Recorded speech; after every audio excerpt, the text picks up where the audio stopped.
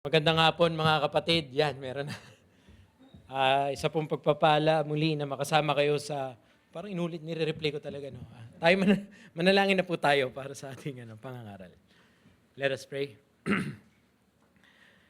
Panginoon, salamat po muli sa oras na ito. Salamat, ginather nyo kami. Salamat at meron po kaming pagkakataon muli na makapakinig ng pangangaral ng inyong salita. Panginoon, isinusuko namin at isinasailalim namin ang aming mga sarili sa inyo pong salita. Nawa ay bigyan nyo kami ng bukas na puso at isipan. Nawa mga distraction ay hindi po makuha ang aming mga pag-iisip. Pero mag-focus po kami sa sinasabi ng inyong salita at kayo po, Panginoon, ang maluwalhati. Nawa mas makita namin ang kamay ng inyong providensya at ang puso ng aming Panginoong Jesucristo sa aming mga mapag-aaralan at nawa pagtibayin kami nito sa aming pananampalataya. Nihiling din namin na kung meron pa dito, hindi pa nakakilala sa inyo bilang Panginoon na tagapagligtas, na kumilos kayo, Panginoon, sa puso ng bawat isa para tunay na lahat ay tumangkilik sa inyo bilang Panginoon na tagapagligtas. Ito ang aming dalangin sa pangalan ni Jesus. Amen. So, iba pa rin ang pakiramdam talaga na kasama mo ang yung Covenant Church sa pagsamba. So, thank you once again for this opportunity. Tuloy po natin ang ating pag-aaral sa libro ng Acts. Acts chapter 23 verses 23 hanggang 35 ang ating pagbubulay-bulayan ngayong oras na ito. Acts 23, 23 to 35. Then he called 2 of the centurions and said, "Get ready 200 soldiers with 70 horsemen and 200 spearmen to go as far as Caesarea at the 3rd hour of the night. Also provide mounts for Paul to ride and bring him safely to Felix the governor." And he wrote a letter to this effect: "Claudius Lysias, to His Excellency the Governor Felix, greetings. This man was seized by the Jews and was about to be killed by them when I came upon them with the soldiers and rescued him, having learned that he was a Roman citizen. And desiring to know the charge for which they were accusing him, I brought him down to their council. I found that he was being accused about questions of their law, but charged with nothing deserving death or imprisonment. And when it was disclosed to me that there would be a plot against the man, I sent him to you at once, ordering his accusers also to state before you what they have against him." Verse 31, so the soldiers, according to their instructions, took Paul and brought him by night to Antipatris, and on the next day they returned to the barracks, letting the horsemen go on with him. When they had come to Caesarea and delivered the letter to the governor, they presented Paul also before him. On reading the letter, he asked what province he was from. And when he learned that he was from Cilicia, he said, "I will give you a hearing when your accusers arrive." And he commanded him to be guarded in Herod's praetorium. May the Lord bless the reading of His Word. Ang konteksto ng binabasa muli natin ay ito po ang big section na panghuli ng Acts. At sa narrative na ito, this is Jerusalem, from Jerusalem to Rome. Ang first na subcontext noon, o subheading noon, is Paul in Jerusalem, which will end in this passage. After this passage, hindi na po babalik si Paul sa Jerusalem according to Acts, hanggang makarating na siya sa Roma. So, the author here meant to highlight the suffering of Paul at the hands of the Jews. Tandaan natin, pinaparallel ni Luke ang account ni Christ kay Paul dito sa mga kontekstong ito at sa mga susunod pa, in that may pagbabagal sa pag-uulat dahil gusto niyang ipakita yung mga pag-uusig at yung mga unjust na mga pinagdaraanan ni Apostol Pablo sa kanyang pangangaral sa Ebanghelyo at sa kanyang misyon na mapagtagumpayan yung kanyang panawagan. He is paralleling Christ in His humiliation in the Gospel of Luke. Itong mga talatang ito, simula ng chapter 21 hanggang sa matapos ang Book of Acts, is actually the end of the ministry of the kingdom expansion according to Acts. Of course, mas marami pang gagawin ng mga apostol natin, ng mga mahal, pero hindi na ito maitatala ni Lucas. Hanggang doon na lamang ang Acts. Gusto ko lang i-remind ang bawat isa na sa mga binabasa natin dito, paulit-ulit na merong common na theme si Luke.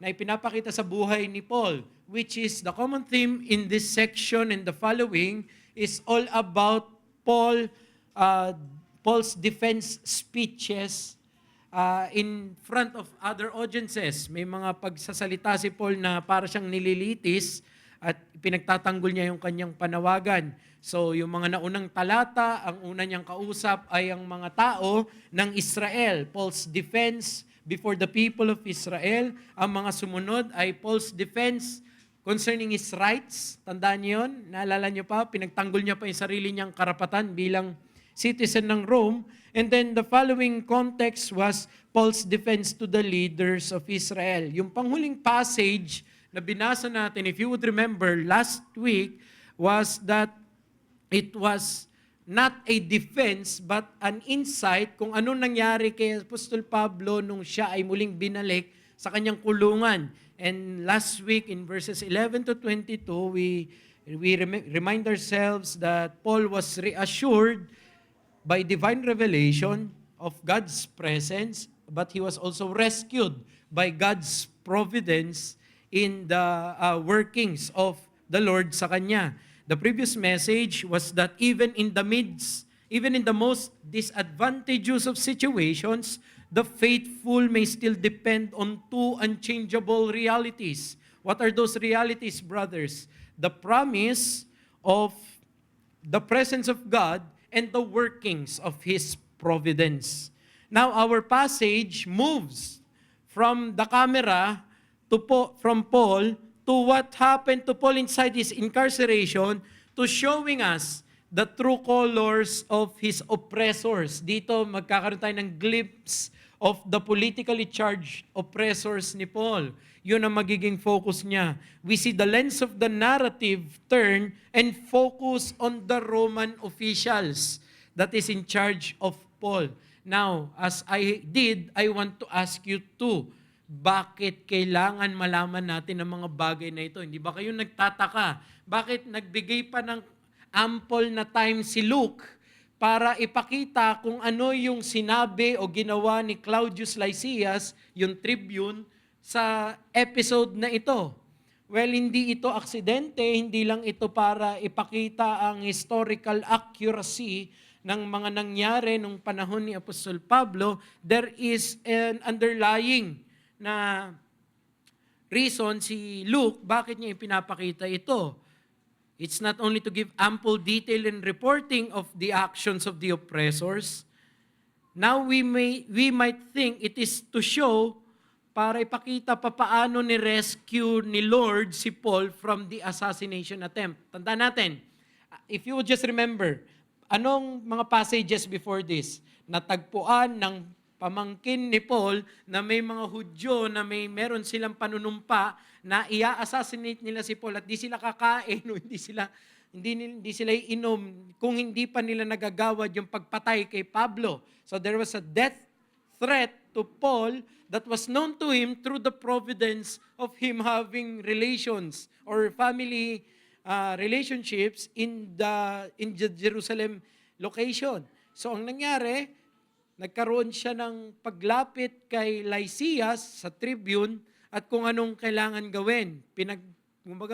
Sinabi na lang ni Paul, sige, punta ka sa kanila, sila na bahala sa akin, parang ganon.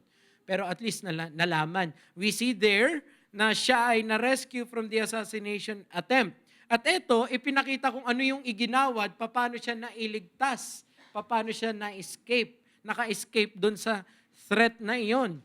But it is not only that na makikita natin dito. There is something more to the passage. And I want to answer the question, why is there a need for Luke to give ample detail by saying this? Ginawa ito ni Paul. This is very important for your understanding of this reading, that it was meant by Luke to highlight the distinction between what Paul, the servant of God, did in that situation and what his enemies did in that situation. Para ipakita, ito yung ginawa ng lingkod ng Diyos, ito naman yung ginawa ng mga oppressors ni Paul. Very important is that Paul was, ano ba ginawa niya? He was resolute in his convictions and rested on the providential hand of God. His enemies, on the other hand, the tribune, which now is revealed as Claudius Lysias, yun yung Roman name ng kanyang na pangalan, they wanted themselves to have a name and a hand on the situation. Madaling salita ito, si Paul, nanatili siya sa panawagan niya. Pero si Claudius Lysias, ang ginawa niya, pagkakataon nito para mapabango ang aking pangalan. Yun yung gusto kong tignan natin. While Paul remained content and resigned in the providence of his situation, the oppressors were taking their chances left and right to benefit themselves from it.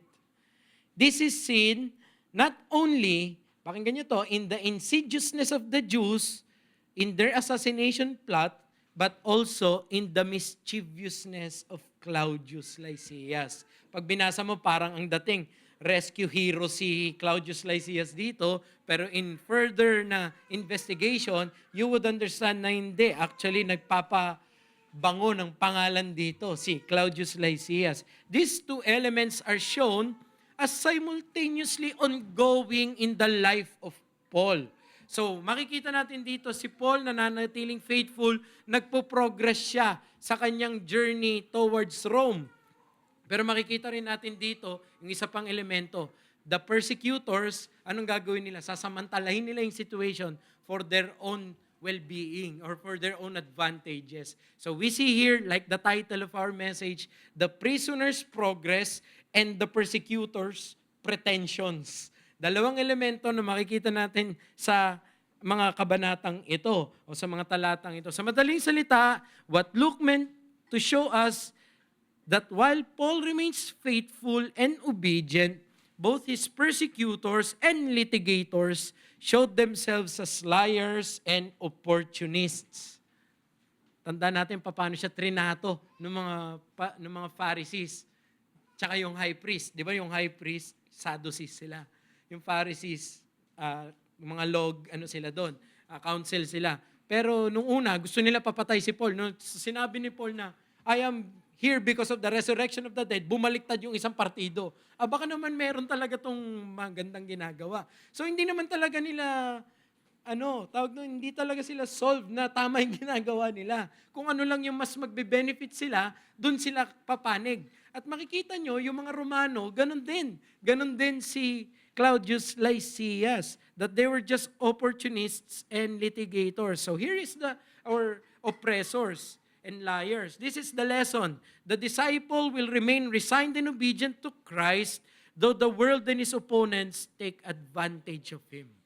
Mari pala na ganoon, na ang isang alagad, nagpapakatapat siya pero siya yung pagsasamantalahan sa kanyang sitwasyon. Na siya yung gagamitin para umusad yung iba at siya ay maiwan. Actually, mangyayari yun sa narrative.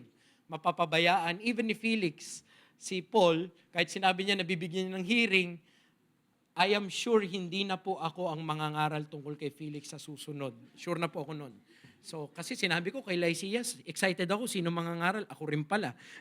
So, I am sure po, hindi ako ang mangangaral nung kay Felix kung anong mangyayari sa susunod. Pero here, makikita natin na ang alagad, pwede pala na mananatili siyang resolute, magpapakatapat siya, pero ang mundo sa paligid niya, sasamantalahin siya. Ang alagad ay mananatiling nakasandal at masunurin kay Kristo, bagamat ang mundo sa paligid niya at ang kanyang mga mangungusig ay patuloy siyang sasamantalahin. Yun ang isang katotohanan ng Kristyanidad. Hindi porke susunod ka at magpapakatapat ka sa Panginoon ay papangakuan ka na hindi ka aabusuhin ng iba. Hindi ganon. Magpapakatapat ka kahit na aabusuhin ka ng iba. Magpapakatapat ka at magiging masunurin kahit na ikaw yung tatapak-tapakan ng iba. There are going to be times you just got to keep on being obedient in spite of the world taking advantage of your situation. Actually, you may even end up being at a worse situation sometimes. So while there are rescues and respites, like we see in the context of what the Apostle Paul is living out here, it doesn't mean the world will change its stance towards us. The world will always ruthlessly try to gain the upper hand at your expense. Oh, there will come a time na bibigyan ka siguro ng refreshment ng Diyos. Yung pinagtatrabahuan mo magiging refreshing. Magkakaroon ka ng medyo mabait na boss. But in general, most of the time, hindi. Actually, mag-try mo maging mabait sa TL mo o kaya sa ano. Tignan mo, bibigyan ka niya ng trabaho ng hindi ka babayaran. Tama? Thank you na lang. Sometimes magiging ganun pa nga eh. Magkakaroon ka ng sitwasyon na parang, ay, ganito palang mabait, aabusuhin. Ganun yung nararamdaman ni Paul. Ako na nga yung nagpapakatapat, ako pa yung ginagamit, ako pa yung tatapakan para sa agenda ng iba. Pero gusto lang niya magpakatapat. But that's the reality. Seldom it is in life that the Christian's mission and the world's intentions align in their agendas. More often, they stand in contradistinction against one another. Hence, we do not rely on the world. We do not really put our ultimate faith sa mundong ito. The disciple is called upon to remain steadfast in spite of the opportunistic world. Mga oportunista ang mundo. Huwag nating asahan na tutulungan tayo ng mga makamundong paraan para sa ikabubuti ng ating kalagayan. So, dalawa ang titignan natin dito. How does the passage portray these elements in the life of Paul? I put it as a, number one, a not so different condition, but also in number two, an all too familiar opportunist. So, let's try to read again yung ating mga talata, verses 23 and 24, 31 and 35. Sabi sa 23 and 24, then he called two of the centurions, yung he doon, si Claudius Lysias, and said, get ready 200 soldiers, 70 horsemen, and 200 spearmen. Actually, sa Greek, pwedeng archers yung spearmen doon. But doesn't matter. Go as far as Caesarea at the third hour of the night. Third hour of the night is 9 p.m. Okay, walang mobilization ng panahon na yun na ganito kalaki na lalagpas ng 2 centurion ng gabi. Hindi dinideploy ang Roman soldiers ng ganito, pero kung long distance na conquest. Okay, pero ito ginawa niya. Also provide mounts for Paul to ride and bring him safely to Felix the governor. The passage, observation muna no, the passage begins and ends with Paul being rescued and transported from one holding to another. Gusto ko lang pansinin niyo yun. Nilipat si Paul mula sa isang kulungan papunta sa isa na namang base at isang barracks. Yun ang ginawa kay Paul. After the sinister plot of assassination being revealed through the providence of God, the passage shows how Paul was practically protected and relocated by Roman hands. Tama? Pero pagdating sa 23 and 24, tignan nyo, may something insidious here. There's something different. The time of the movement was 9 p.m. And the size of the bodyguard, the deployment, was too much. 475 soldiers in total. Walang bodyguard na, si Leonidas nga 300 lang yung bodyguard niya nung dinala niya. Ito 475, tas parang ang kanilang tatrabahuin lang na dapat nilang pagdalhin, kumbaga kung Jerusalem to Caesarea yon, parang dito hanggang Malolos. Parang ganun lang, malapit lang ang pupuntahan niya. Hindi masyado malapit, pero kumbaga, very accessible. Kaya nilang gawin ito. Ang laki, pero gagawin nila sa panahon ng gabi. Bakit ganito ang mga nangyayari? It speaks of the gravity of the danger that the radicals pose. Seryoso ang threat kay Paul. Malagim ang kanyang kalagayan. Pwede talaga siya mamatay. Kaya nga ganun kalaki. Isipin nyo, 2 centurion, 200 foot soldiers, tapos may cavalry pa sila, tapos may archers pa sila. It was no joke.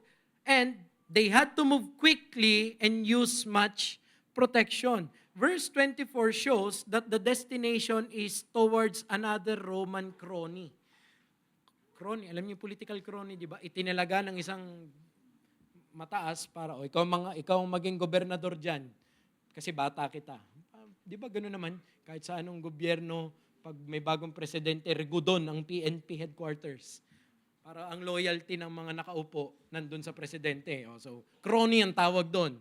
So, ganun din si Felix, the governor. Pero I will not expound on Felix. Sa susunod na lang yan, kung sino man yung mga mangangaral sa inyo dyan, bahala na kayo dyan. Pero ito, yun yung nangyari. Verse 31 to 35 ng ating talata, it shows Paul was moved through the cover of the night from Jerusalem to Antipatris and then to Caesarea. Notice that there was indeed a location change for Paul. Tama? But did his situation change? Actually, no. Saan siya? Mula sa kulungan, papunta sa isa pang kulungan. From the Jerusalem barracks to Herod's praetorium. Nandun pa rin siya sa mga sundalo ng mga Romano. Hindi nagbago yung kanyang situation.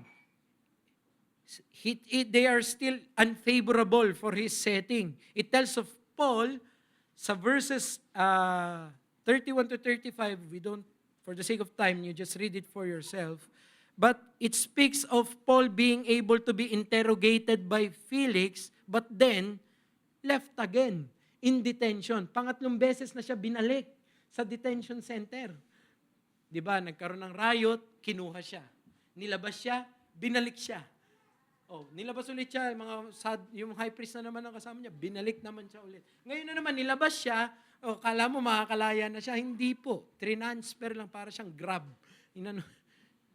Diniliber lang siya, pero hindi pa rin siya nakakalabas. So may progress, pero imprisoned pa rin siya. In other words, while Paul was rescued from life-threatening danger, he is still left in a disadvantageous position. From the tribune's barracks to the Roman governor's detention center. What's the principle? Ano makikita natin dito? God sometimes allows His servants to experience relief from trials only to face another set of trials. Sometimes, in the work of faith, in our journey of faith, you will have trials, and then after that episode, guess what? Another set of trials. You may experience this even in your family, in your household. Kalalabas lang ng anak ko mula sa hospital. Guess what? Yung isa naman. Tama? Hindi pinapangako ng Diyos na pag meron na siyang ibinigay na pagsasalba mula sa isang sitwasyon, ay hindi ka na ulit makararanas ng iba pang mga hindi kaaya-ayang sitwasyon.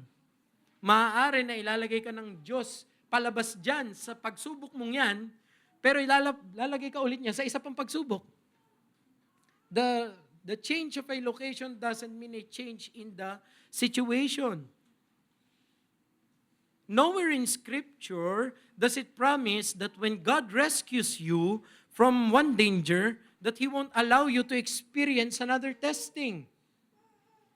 Hindi porke tapos na yung isang pagsubok, hindi na magkakaroon ng iba pa. Actually, there are going to be seasons in our Christian life, mga kapatid, na parang sunod-sunod, tama? Actually, parang, ang tawag dito, sa Ilocano, pinaglalaok, pinaghahalo-halo. Ano ang tawag doon? Nagpa-pile up yung situation. Ano ba to, Lord? Maybe we will say, hindi naman ako si Job. Parang ganun. Pero it feels like that. Di ba? Nagka-pneumonia, lahat na. Nandyan na yung nangungutang, nandyan yung lahat. Sabay-sabay sometimes. Pero pa doon, meron ka pang own personal na mga kasalanan.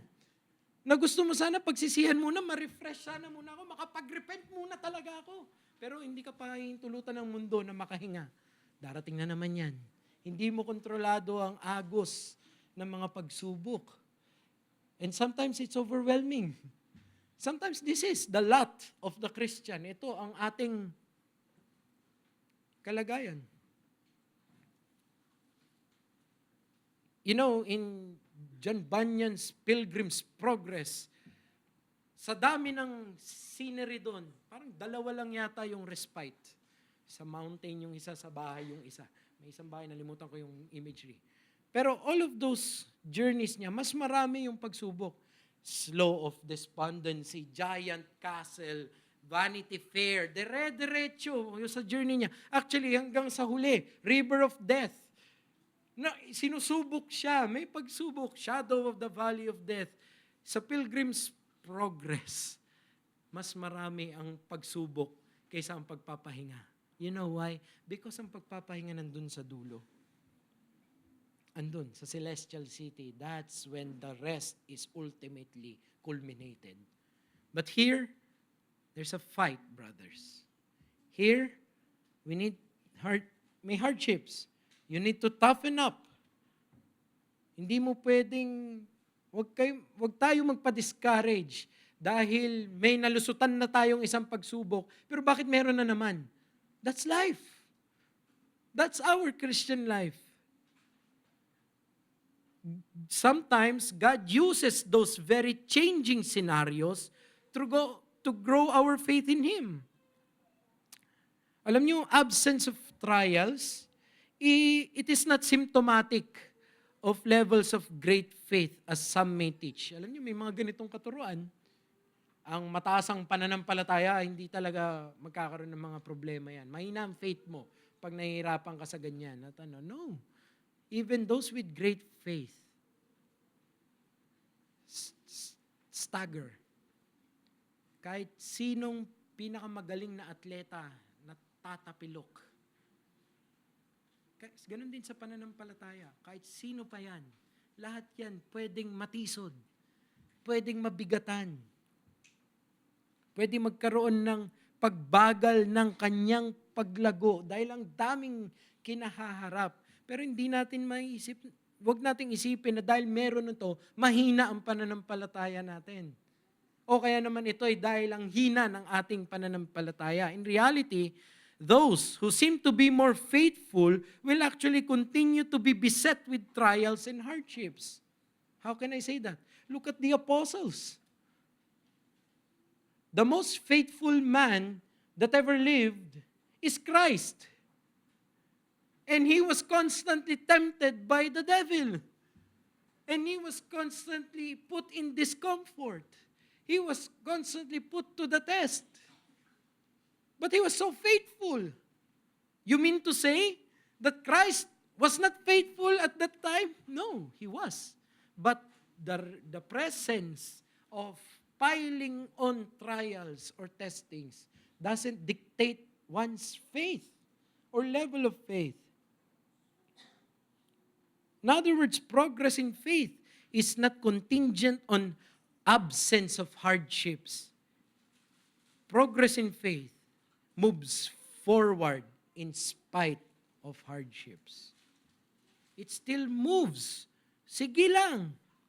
So application, though still in a difficult situation, count all the changes God allows you to experience as a progress in your heavenly journey. Ganito, bago tayo tuluyang manlumo, dahil may pagsubok na naman, isipin mo lang na yung dati mong pagsubok, na pagdaanan mo, nalusutan mo, ang ibig sabihin po niyan, naging mabiyaya ang Diyos sa'yo. Isipin mo na yon, ibilang mo, yun yung count. Ibilang mo siya bilang providensya ng Panginoon na gusto niyang umusad tayo sa ating heavenly journeys.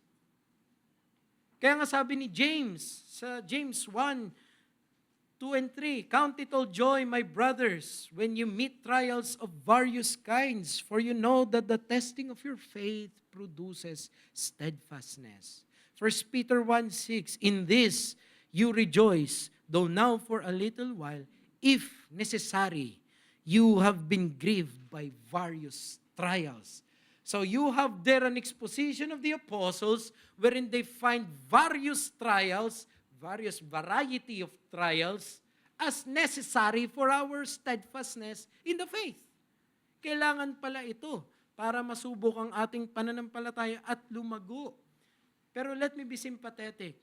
But isn't it very difficult, Kuya Jai? Isn't it very difficult? Yes.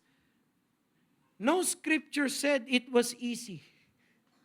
Wala tayong binasa na nadalian si Apostol Pablo.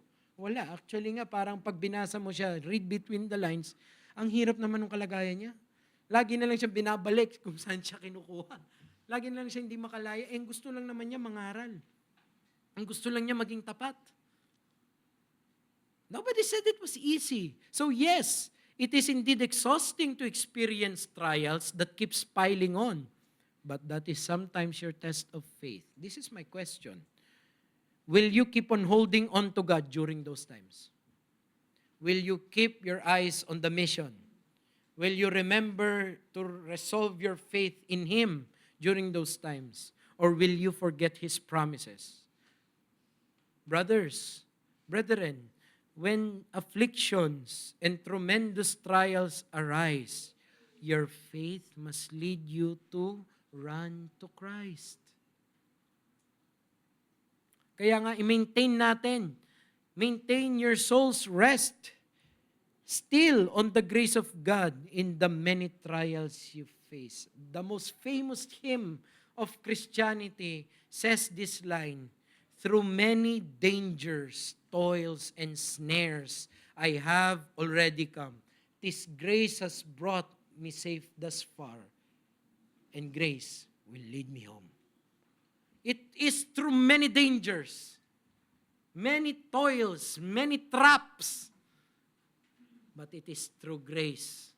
Kung bakit nandito ka at nakatatag pa rin ang iyong pananampalataya, because of the grace of God.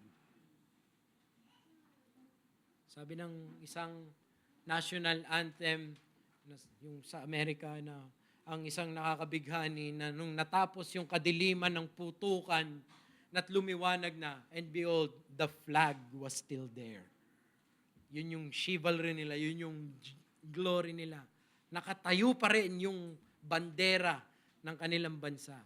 Pag dumaan ang kadiliman sa mundo natin at sa iyong buhay, dapat pagtapos niyan, yung pananampalataya, yung bandera ng ating pananampalataya, nakataas pa rin sa ating mga puso.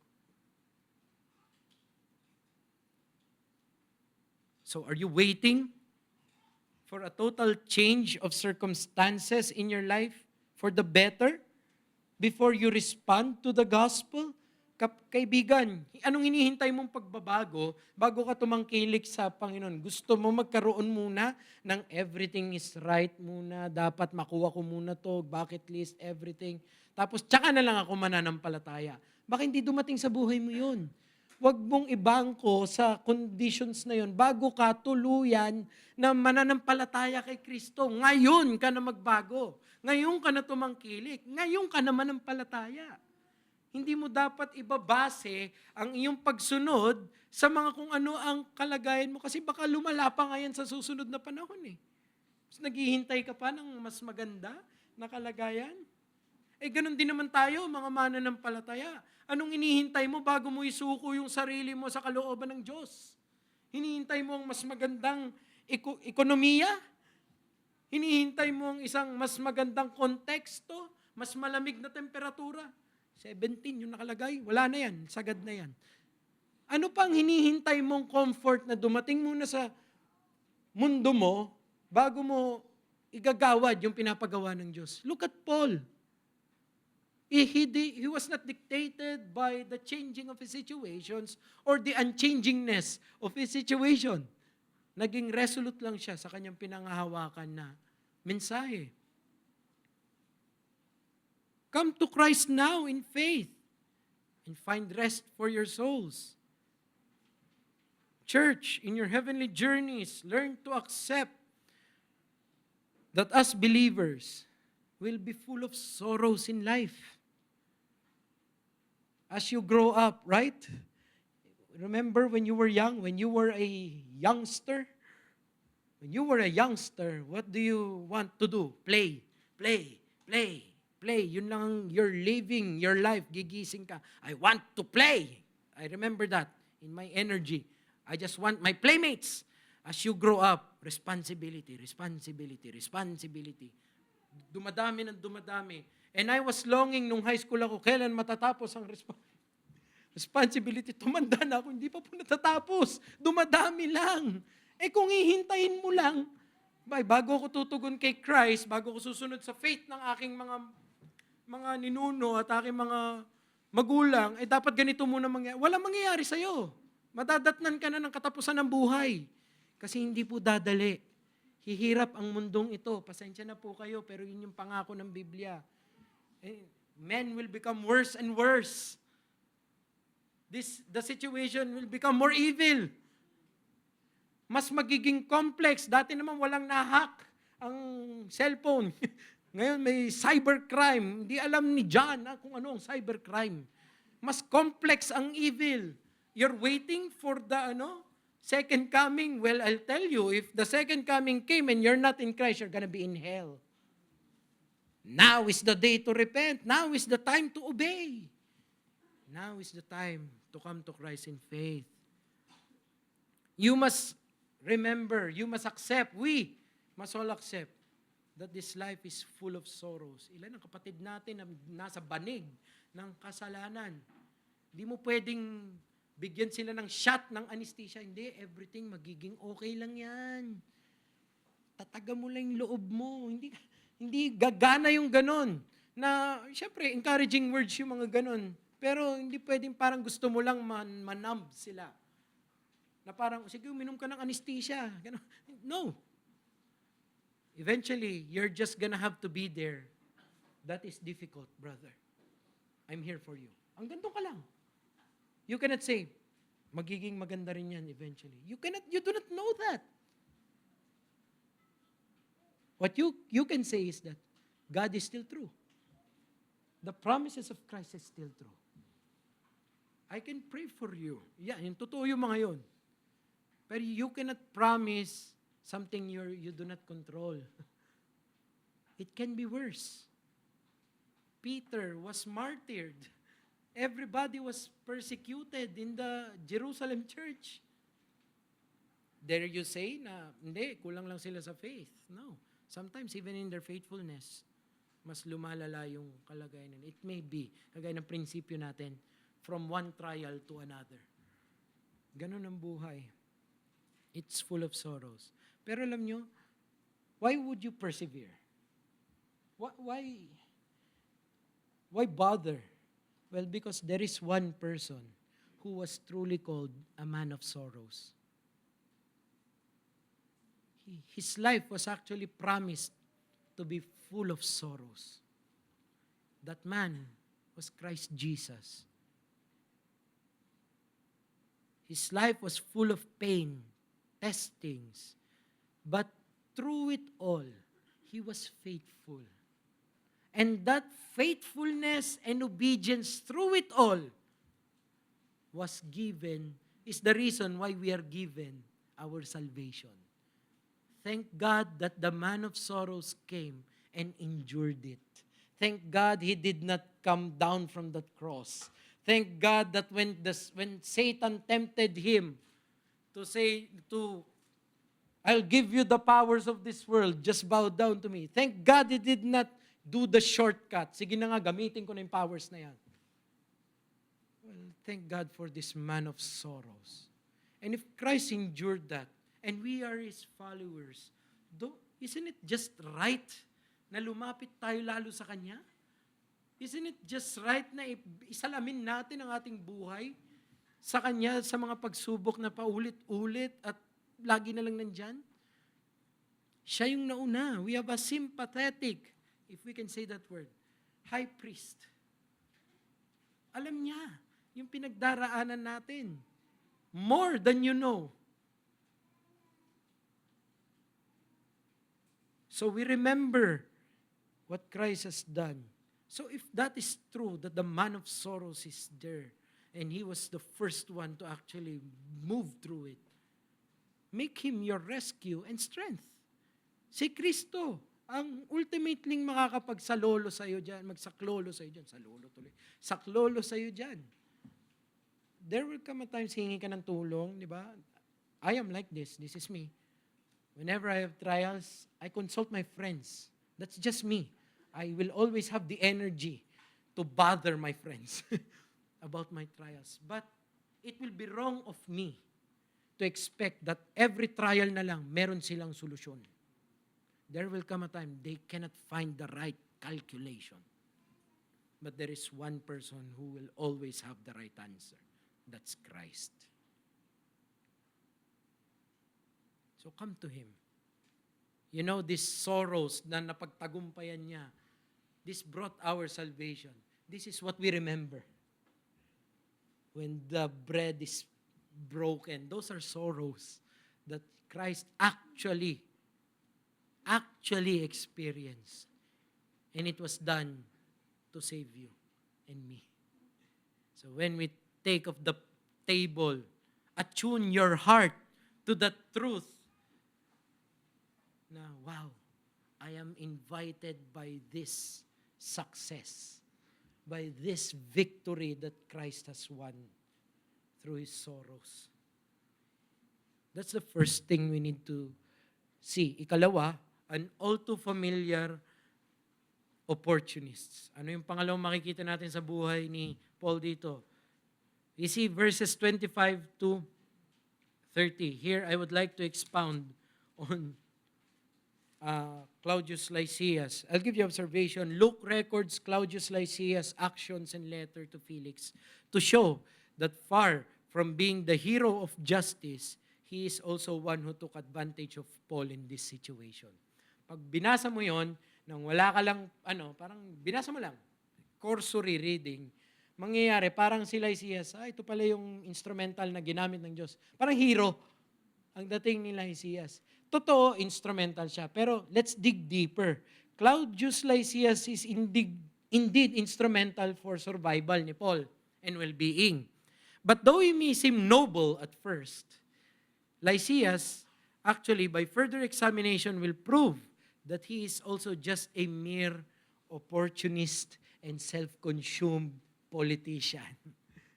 Tignan nyo verse 26 ng ating talata. Claudius, and he wrote a letter to this effect. Claudius Lysias, to His Excellency the Governor, Felix, greetings. Ano meron dyan, Kuya Jai?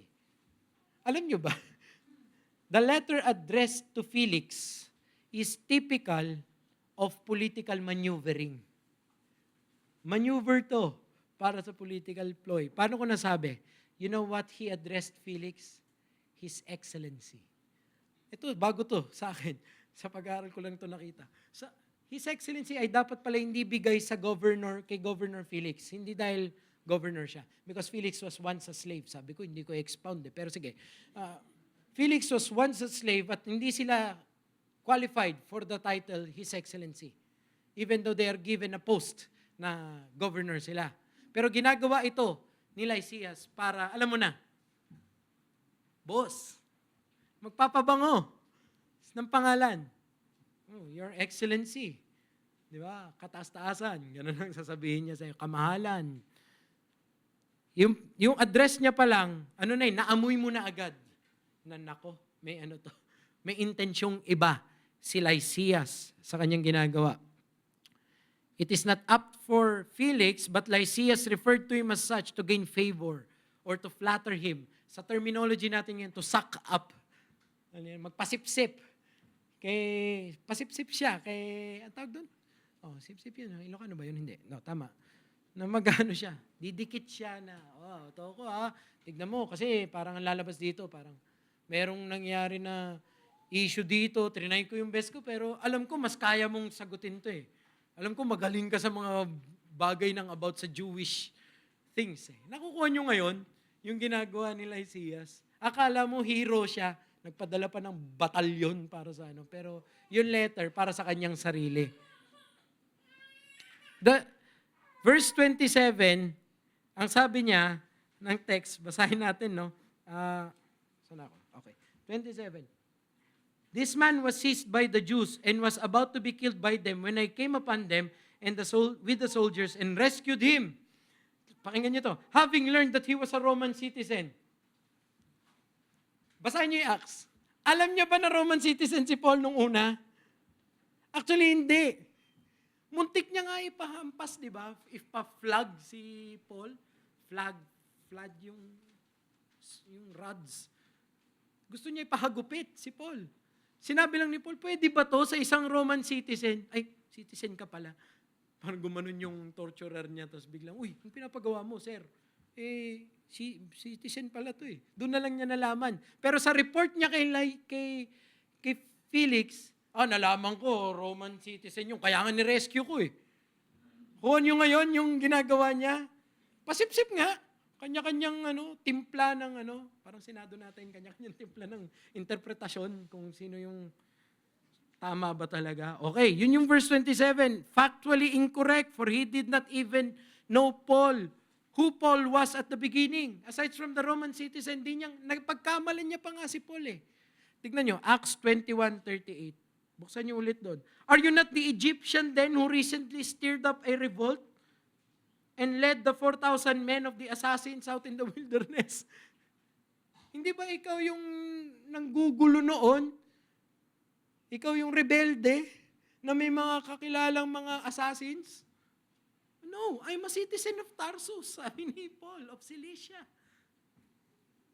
Tapos sa susunod pa yung malalaman na I am a Roman citizen pagkatapos pa ng isang paglilitis. Pero dito sa paglalahad ni Lysias, actually nalaman ko, Roman citizen yun. Pakita ko, nagkakagulo. Ayun po, ginawa namin, namin siya, kinuha ko na eh. Alam mo naman, kailangan protektahan natin ang mga citizen natin. Ganon siya magsalita dito. Verse 28-30 is his attempt to show himself as the hero of justice. But in reality, he almost got Paul unlawfully punished as a citizen. He even almost got Paul killed even without a proper hearing. Yun yung Acts 22:24-37 and so on. So Luke is portraying here that Lysias' ultimate concern is not actually Paul's welfare. The ultimate concern of Lysias is his own benefit. Sarili niya, himself. In other words, what Lysias revealed to us here through this letter is that in the end, this sinful world is not out there to protect us. It is there to be pragmatic, to take advantage of the situation. So doon natin ihahango yung prinsipyo. The disciple must be wary to put his ultimate reliance on the world, for it is expected to be opportunistic and pragmatic in its ways.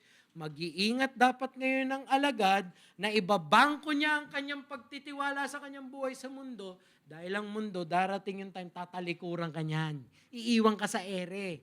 Kapag okay sa agenda niya, papayag yan na sige, go. I can only imagine, I don't know if ano mangyayari nito, nasa air tayo eh. May Baptist Day dito. But what if kinumpile ang lahat ng pinipreach ng mga Baptist during Baptist Day at ipinarinig sa Kongreso? I can only imagine kung susuportahan pa ng Congress at Senate natin ang Baptist Day. Kapag maririnig nila tayong dinidecry ang injustice o we're crying out against corruption and so on. Let's see. But as long as the agenda is in line, okay ka pa yan. Para hindi masyadong magkagulo. Okay, we are called friends of righteousness. Gemais sa Ilocano. Galing, ang cool ng dating. We are friends of justice and righteousness daw. But if they hear our message, paano pag tumaliwas na? Will they still be friends with us? Kaya mag-ingat tayo na ibangko natin ang ating mga pinagsasandiganan sa kanila. Though in His providence, indeed controls this world, ginagamit niya itong mundong ito, this is still our Father's world, we must still maintain that this world is not our true home, that this world is not our true refuge. This world will fail you if you make it your rescuer. Huwag mong hayaan na ang puso mo, ang tagapagligtas mo, ang mundo. Hindi. Yun ang mali sa mga tao ng Diyos kapag nangyayari, mas nagtitiwala na sila sa kaparaanan ng mundo o sa mga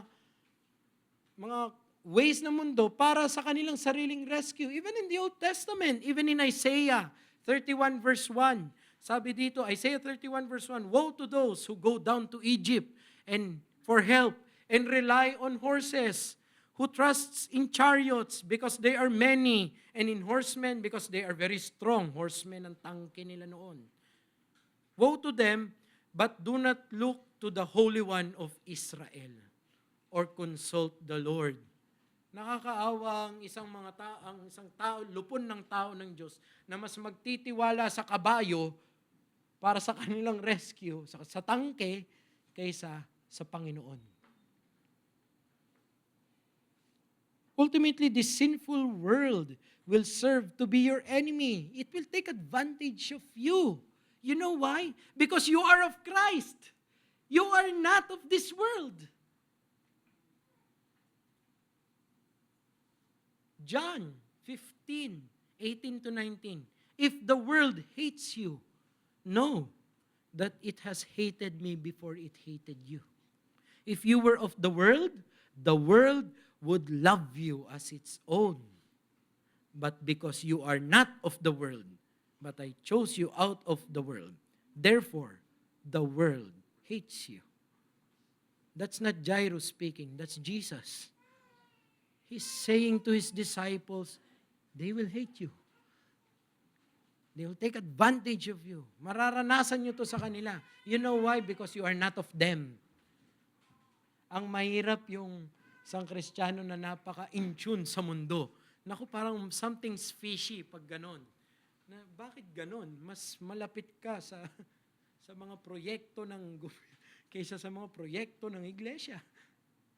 Something's not aligned pag ganon.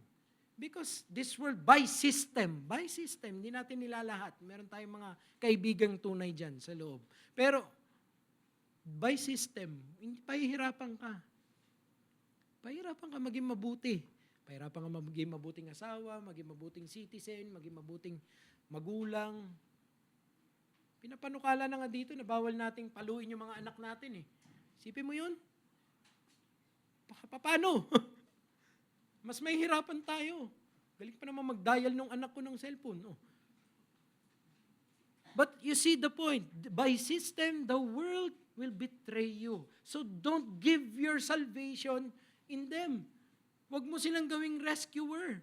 Huwag sila ang tawagin mo kapag may problema ka. Di ba ganun ang Pilipino? Connection. There's practical use of that. Paul used these connections. But ultimately, where is your rescue? It should not be in the world. It should be in your mission, in Christ. In other words, the Christian must stand more in God's will than the devices of the world. Saan ka nakatayo, nakatindig? Sa kalooban ng Diyos o sa mga kaparaanan ng mundo? Application, remain confident, not in your earthly situations or connections, but in your heavenly callings.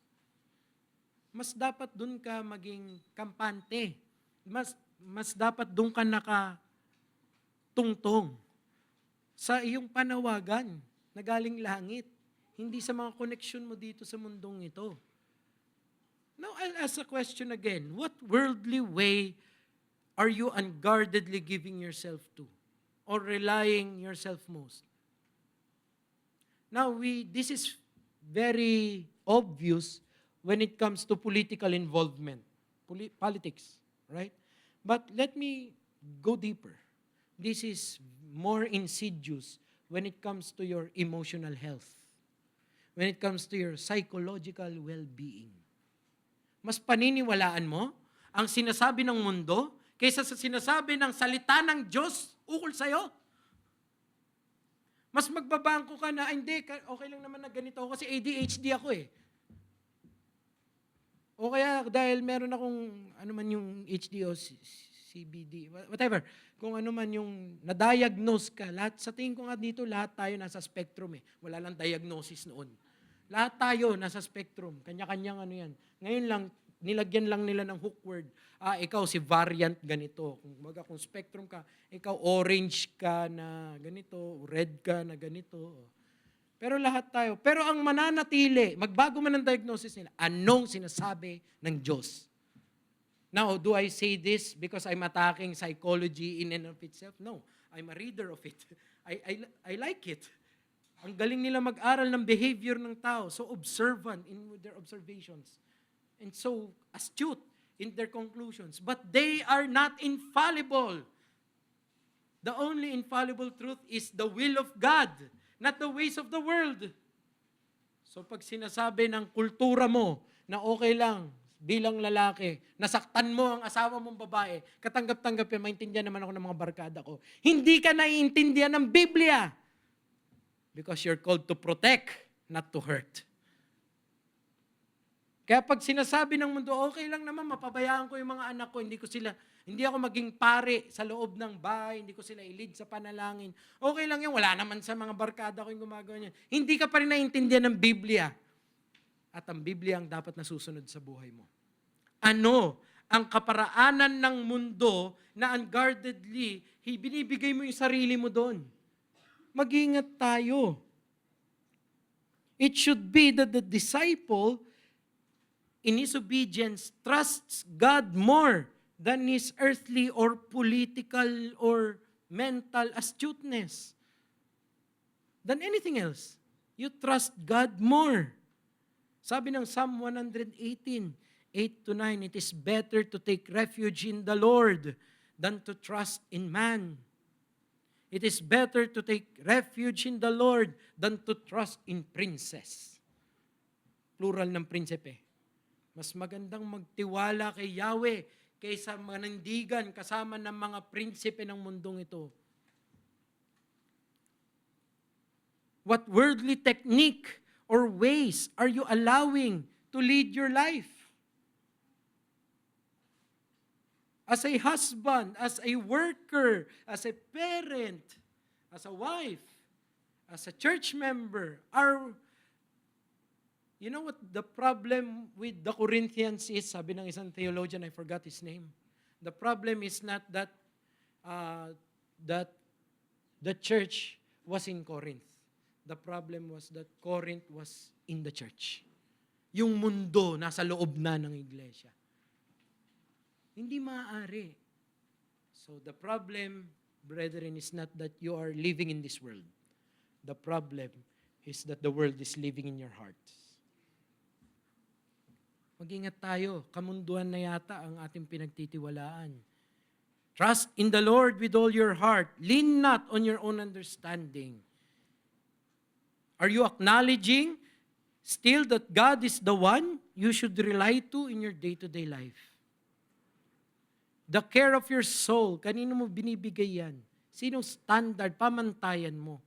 Kanino mo itinutuon yan? Sa trabaho mo, yes, salamat sa Panginoon kung may trabaho. May pinagkukuhanan. That's good. But ultimately, it is God that sustains you. It should be God that reserves the highest echelon of thrones in your heart. Kung may mga trono ang puso ninyo, the highest of that, hindi sa kung sino man, kundi kay Lord. See here in the text, eventually it will show out. The world is just out to use you.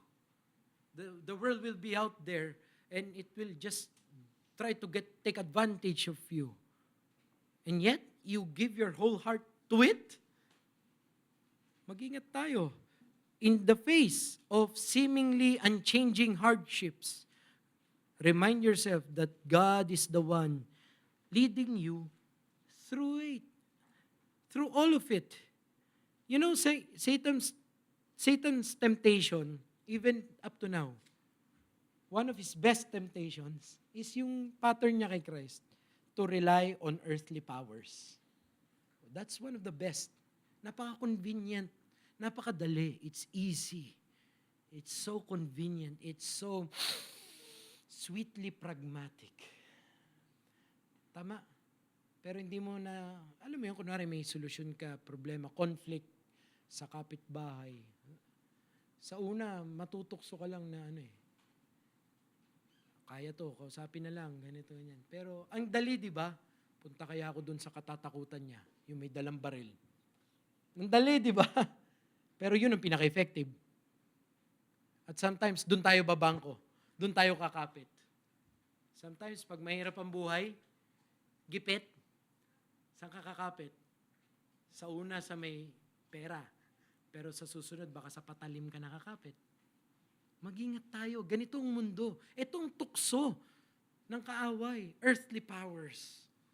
You can make use of it. It's readily available. Hanggang ngayon po, hindi nawala ang alok ng mundo sa mga Kristiyano. Gamitin niyo ang aming kapangyarihan. Para kayong si Jafar sa Aladdin. Compromise with me.